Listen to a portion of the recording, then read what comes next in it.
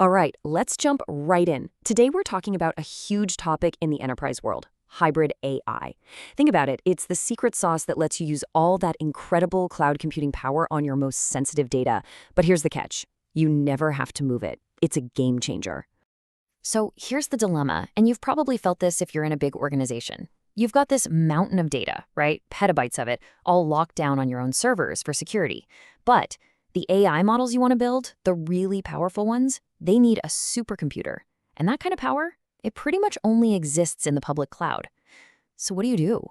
How on earth do you connect those two worlds?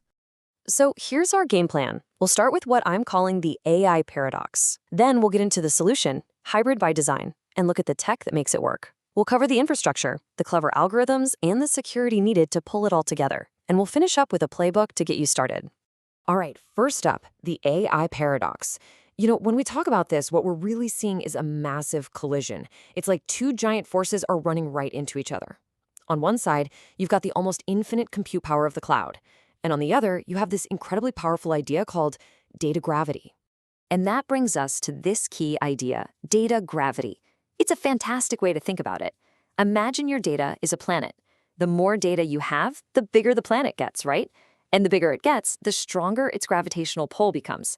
This pull makes it super hard, really slow, and crazy expensive to move that data anywhere else. And now, with AI, we're talking about petabytes of data. So that gravity, it's not just a small force, it's pretty much running the show. So what's actually causing this gravity? Well, it really boils down to three big things. First, you've got the compliance precipice. Think about regulations like GDPR in Europe. If you move personal data where you're not supposed to, you're looking at massive, massive fines. Then there's economic gravity. This one's simple. Cloud providers love it when you bring data in, but they charge you a ton, these things called egress fees, to take it back out. It's a huge cost. And finally, you have operational resilience. New rules like DORA for finance are basically saying, hey, you can't put all your eggs in one basket. You can't risk everything by relying on a single cloud provider. So with all these forces holding your data in place, how do you solve the problem? Well, the answer is pretty brilliant. Instead of trying to fight data gravity, which is a losing battle, you work with it. And this realization has kicked off a huge strategic shift. We're moving away from that old cloud-first way of thinking to something much smarter, something we call hybrid by design. Now, this is really important to get. This hybrid by design thing, it's not a compromise. It's not a second best option. It's a deliberate architectural choice. The whole idea is to treat your own data center and the public cloud as if they're just two parts of one single seamless system. The goal is to get to a point where it just doesn't matter where the computer is physically located. It's all part of the same fabric, managed by the same rules. Okay, so how do we actually build this thing? It all starts at the bottom with the foundation. We're talking about the infrastructure platforms that literally bring the cloud's way of doing things right into your own data center. First up, we've got AWS Outposts. And this is pretty wild. It's basically hardware as a service. Amazon literally ships you a full rack of their own servers, the same stuff they use in their cloud. You wheel it into your data center, plug it in, and bam. It just shows up as a seamless extension of your AWS account. It's the AWS cloud, but it's physically sitting in your building. And this is where it gets really interesting for AI. It has something called a local gateway, which gives you a lightning-fast connection to all your other on-prem systems. You can get it with powerful GPUs, so you can run AI inference right there locally. And best of all, you can run Amazon's entire machine learning platform, SageMaker, directly on the Outpost. That means you can train your models on your data, and that data never, ever leaves the building. Okay, next up is Microsoft's answer, Azure Arc. And they take a totally different path. It's all software-defined, so instead of shipping you a box, Azure Arc is like a universal remote, a single control plane.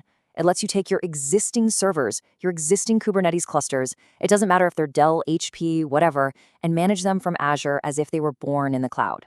So what does this mean for you? Well, with Arc, you can push your Azure machine learning models right onto your own Kubernetes clusters on-prem.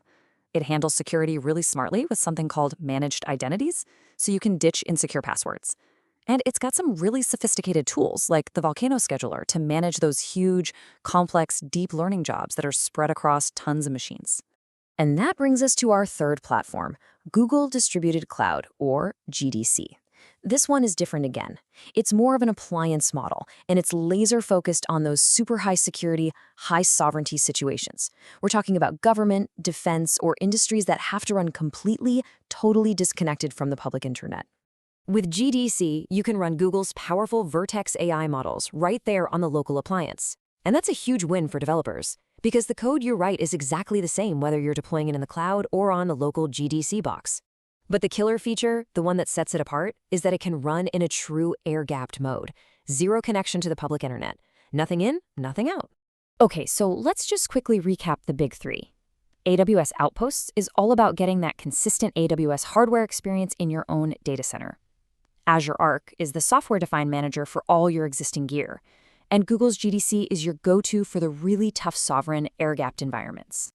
So these platforms are amazing for bringing the cloud into your data center. But what if your data isn't even in one data center? What if it's spread out all over the place? Well, that's where we need to move up a layer in our solution. We need to talk about some really clever algorithms that allow you to learn from data without ever having to move it. The first big one is called federated learning, and this just flips the whole traditional model on its head. Think about it. Normally, you bring all your data to one place to train a model. With federated learning, you send the model out to where the data lives. So, as you see here, each location trains a copy of the model on its own private data.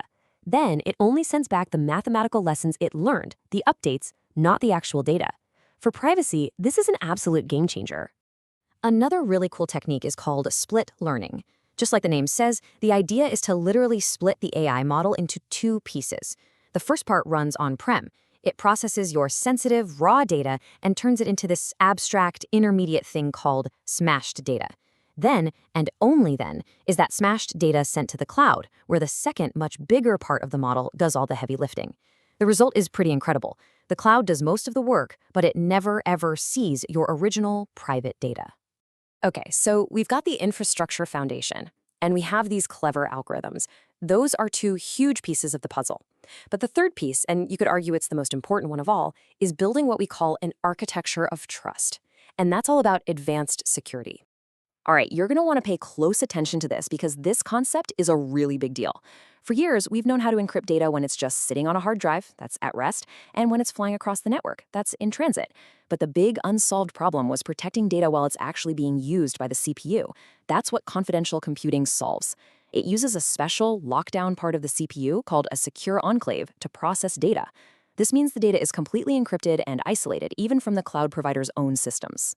And this all leads to the holy grail, really.